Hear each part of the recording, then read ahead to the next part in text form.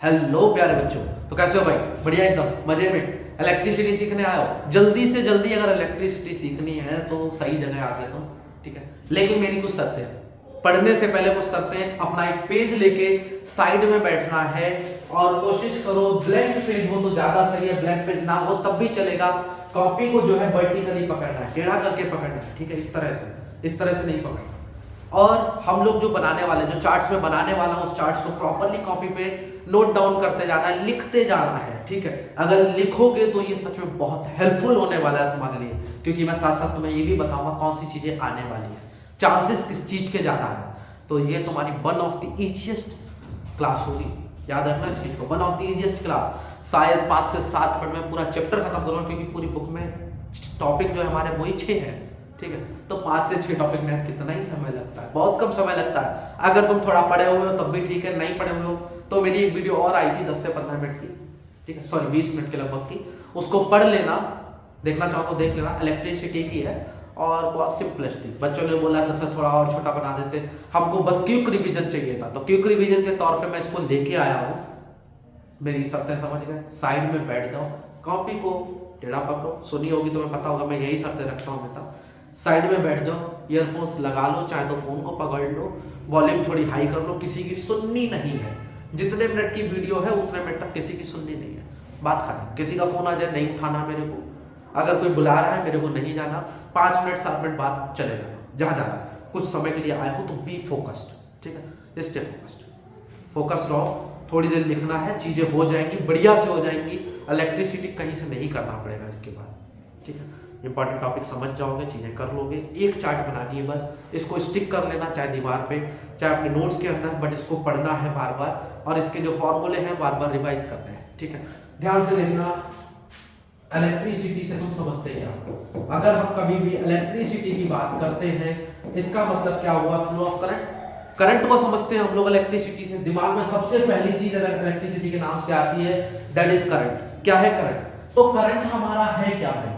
Current actually है तुम्हारा Q upon T, that is charge per unit time. Current हम किसको बोलते हैं? जो हमारा चार्ज फ्लो कर रहा है, कितनी देर में कितना, कितनी देर में कितना। तो I equal to Q upon T।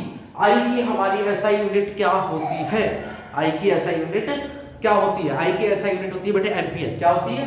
Ampere होती है। और हमारी चार्जेस की SI यूनिट क्या होती है? कूलम। क्या होती है? कूलम। याद रखना, ये सब साइंटिस्ट के नाम है। और टाइम की क्या होती है? सेकंड्स, ठीक है।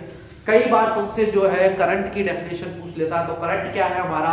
Flow of charges per unit time. Flow of charges per unit time. तुम चाहे तो छोटा छोटा साइड में लिखते जाओ, flow of charge per unit time, per unit time is known as current. उसको क्या बोलते हैं? करंट बोलते हैं। क्लियर है इतना?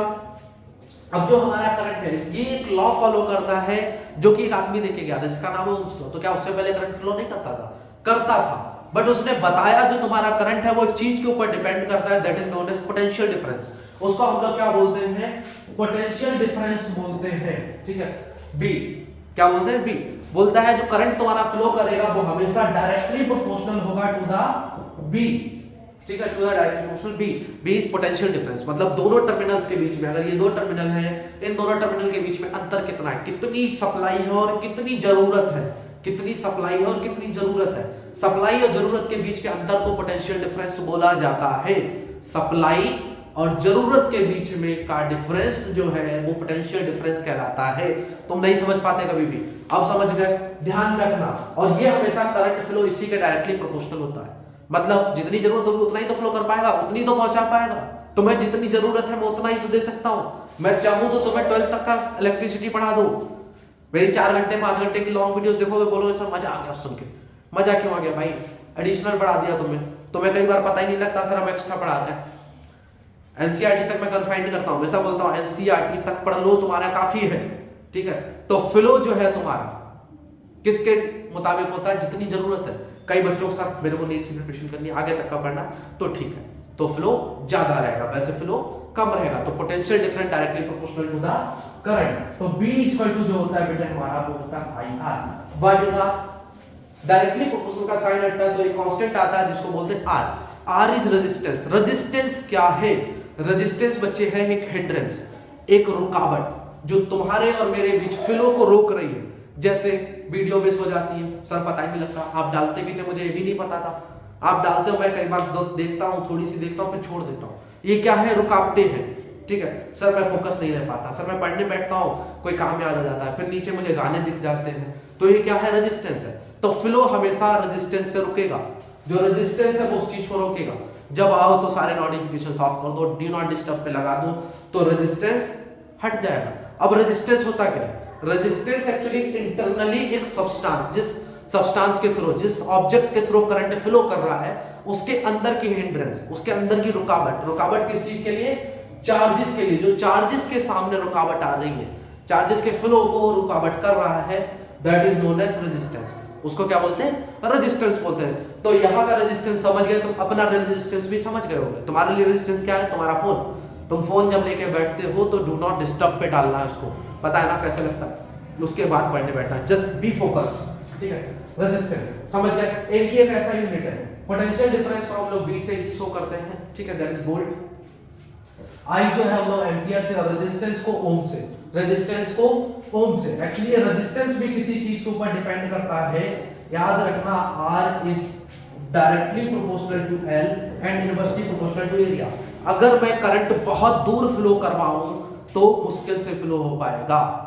अगर हमारा एरिया बड़ा हो जाए, ठीक है, अगर मैं तुमको बोलूं कि बच्चे जो है वीडियो एक लॉन्ग है, मेरे से कनेक्टेड रहो, एक हम लंबे समय से कनेक्टेड होते एक दूसरे के साथ, तो क्या होता? रेजिस्टेंस कम होता। अभी अभी कनेक्ट हुए तो तुम्हें कोशिश करना रेजिस्टेंस को रिमूव करना है, एरिया बढ़ाना है, हमारी कैपेबिलिटी बढ़ानी है। कैपेबिलिटी बढ़ेगी, रेजिस्टेंस बढ़ेगा अगर, ठीक है, तो मतलब लेंथ बढ़ रही, तुम्हारी और हमारी दूरी बढ़ रही है। अगर दूरी बढ़ेगी, लेंथ बढ़ेगी, तो रेजिस्टेंस बढ़ जाएगा। अगर एरिया बढ़ेगा, जरूरतें बढ़ेगी, तो रेजिस्टेंस जो है वो कम हो जाएगा ऑटोमेटिकली। नियर बाय एग्जाम अगर इसको देखोगे तो याद लगेगा, फटाफट समझ लो, जल्दी जल्दी कर लेते हैं, 5 मिनट की वीडियो सीख लेते हैं। तो R is directly proportional to L and inversely proportional to A, directly proportional to L and inversely proportional to A। यहाँ का भी प्रोपोर्शनल साइन हटता है तो एक चीज आती है जिसको बोलते हैं रो, ठीक है। अब ये रो क्या है? Actually it is the resistivity of a substance, internal property है। जैसे Li की हमारी 10 टू द पावर -6 ओम से लेके 10 टू द पावर -8 तक रहती है। Li के केस में जो रेजिस्टिविटी है हमारी 10 टू द पावर -6 से लेके 10 टू द पावर -8 ओम तक रहती है। और वहीं पे अगर हम लोग इसकी बात करें, कोई ग्लास वगैरह, उसमें 10 टू द पावर 12 ओम तक रहती है। अगर रेजिस्टिविटी बहुत हाई है, ग्लासेस करंट फ्लो नहीं करता ना, अगर रेजिस्टिविटी बहुत हाई है तो करंट फ्लो नहीं करेगा। क्लियर है इतना? और हमारी एक चीज आती है बेटे, जो हमारा ये रेजिस्टेंस है, ये किस तरह से प्रेजेंट होता है? एक्चुअली रेजिस्टेंस दो तरह से लगाया जाता है। रेजिस्टेंस की जरूरत पड़ती है हमको आम लाइफ में, किसी भी सर्किट में इस्तेमाल करने के लिए। अगर हम लोग सीरीज में लगाते हैं, सीरीज में मतलब एक वायर के साथ, ये यहाँ पे लगाया, फिर दोबारा यहाँ पे लगाया, फिर यहाँ पे लगाया, ठीक है, एक ही वायर में हम कई जगहों पर रेजिस्टेंस लगा रहे हैं, दैट इज सीरीज। अगर सीरीज में लगता है तो हमारा R इक्वल टू होता है R1 plus R2 plus R3, जितने भी R है सब ऐड हो जाते हैं और रेजिस्टेंस हमारा आ जाता है। क्यों आता है ऐसा? क्यों ऐसा होता है? क्योंकि याद रखना, हमेशा जब भी सीरीज में लगे रेजिस्टेंस तो करंट हमेशा सेम होता है, करंट हमेशा सेम होता है। अगर करंट सेम है तो बदल क्या रहा है? तो बदल रहा है हमारा potential difference, that is V, और हमारा बदल क्या रहा है? R बदल रहा है। तो I इक्वल टू हमारा क्या हो गया बेटे? B अपॉन R हो गया, B अपॉन R हो गया, ये हो गया ना, I equal to B upon R।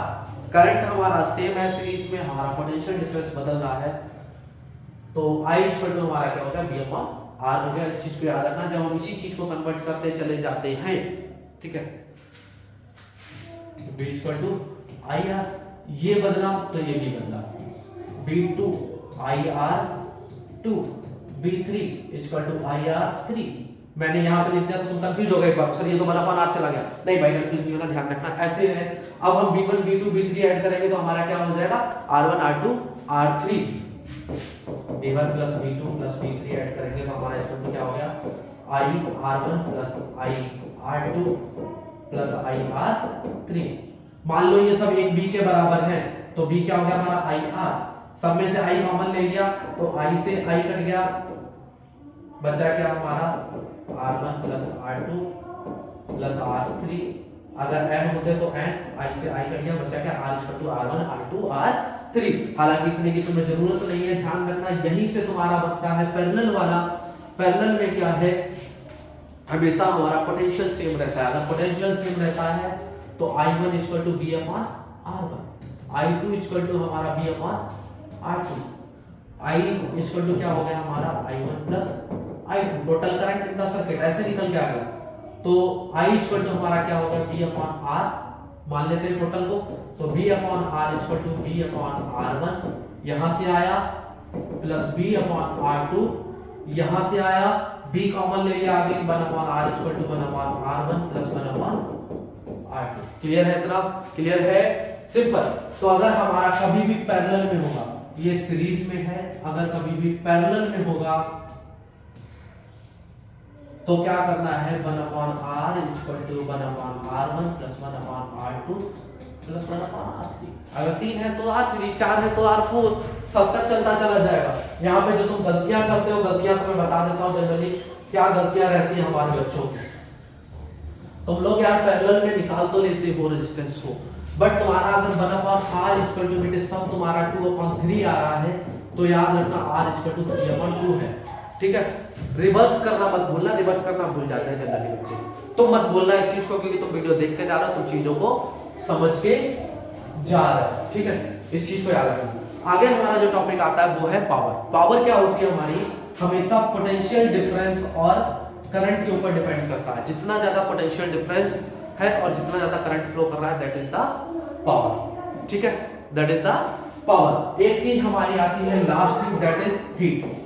Heat equal to होता है पावर टाइम, बिट टाइम। जितनी देर तक हम पावर का इस्तेमाल करेंगे, जितनी देर तक, उतनी ही ज्यादा हीट रिलीज होगी, उतनी ही ज्यादा हीट रिलीज होगी। और इसी के लिए बेटा एक फॉर्मूला और आता है जिसको हम बोलते हैं P इक्वल टू क्या आता है, BI, आगे T लगाया तो T लगा दिया। B की जगह हमारा क्या होता है, B की जगह IR, यहाँ पे लगाया था B इक्वल टू IR, तो इसकी जगह हमने IR लगा दिया, आगे I और आगे T। अब I इंटू I क्या हो गया, I square R T, I square R T। ये हमारा लास्ट टॉपिक है। अब तुमसे एक जनरल सी बात बताता हूँ, घरों में जो है हमारा जितने भी कंडक्टर्स लगाए जाते हैं, जितनी भी चीजें लगाई जाती है, जनरली सबकी सब पैरेलल में लगाई जाती है। क्योंकि मान लो एक छोटा बल्ब लगाया, बड़ा बल्ब लगाया, अब अलग अलग करंट चाहिए यार, अलग अलग करंट चाहिए ना, एक को बहुत ज्यादा, एक को बहुत कम। तो जिसको बहुत कम चाहिए उसके लिए क्या होगा बेटे, हम लोग पैरेलल में लगाएंगे, जिससे सबके लिए अलग अलग करंट का फ्लो हो। ठीक है, समझ गए? बस इतना ही है। क्लियर है? चलो, थैंक यू।